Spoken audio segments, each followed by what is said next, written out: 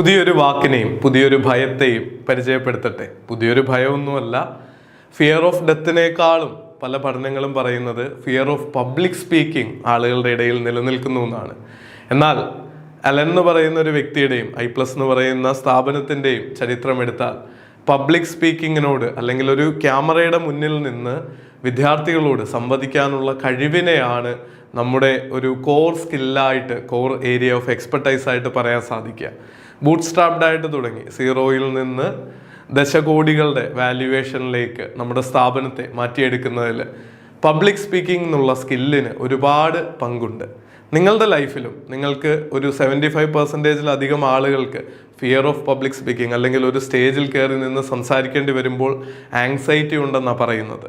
അപ്പോൾ നിങ്ങളൊരു അധ്യാപികയാവാൻ ആഗ്രഹിക്കുന്ന ആളാണെങ്കിലും, ഒരു ബിസിനസ് ഓണർ ആണെങ്കിലും, ഒരു സ്റ്റുഡൻ്റ് ആണെങ്കിലും, ഏത് മേഖലയിൽ നിൽക്കുന്ന ആളാണെങ്കിലും നിങ്ങളുടെ ജീവിതത്തിൽ എപ്പോഴെങ്കിലുമൊക്കെ ഒരിക്കൽ പബ്ലിക് സ്പീക്കിംഗ് അല്ലെങ്കിൽ ഒരു വേദിയിൽ നിന്ന് സദസ്സിനോട് സംസാരിക്കേണ്ടത് ആവശ്യമായിട്ട് വരും.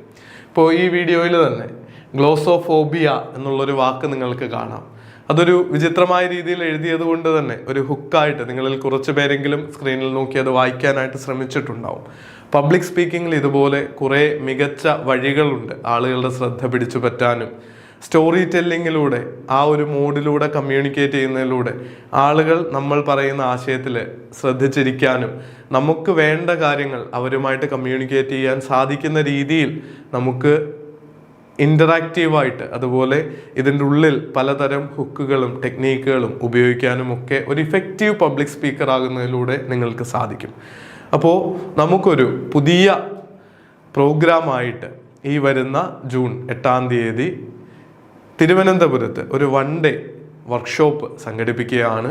നിങ്ങൾക്ക് പബ്ലിക് സ്പീക്കിംഗ് പഠിക്കണം അല്ലെ ആങ്സൈറ്റി മാറ്റണം എന്ന ആഗ്രഹമുണ്ടെങ്കിൽ 1-on-1 ആയിട്ട് നിങ്ങൾക്ക് പബ്ലിക് സ്പീക്കിങ്ങിനുള്ള അവസരവും, അത് വീഡിയോ റെക്കോർഡ് ചെയ്ത് അതിനെ ബേസ് ചെയ്തിട്ടുള്ള എക്സ്പേർട്ട് അനാലിസിസും 1 മന്ത് നീണ്ടു നിൽക്കുന്ന ആക്ടിവിറ്റികളും ഫോളോ അപ്പുകളും സപ്പോർട്ടും ഒക്കെ വളരെ അഫോർഡബിൾ ആയിട്ടുള്ളൊരു ഫീസിൽ നിങ്ങൾക്കിപ്പോൾ ജോയിൻ ചെയ്ത് പഠിക്കാം.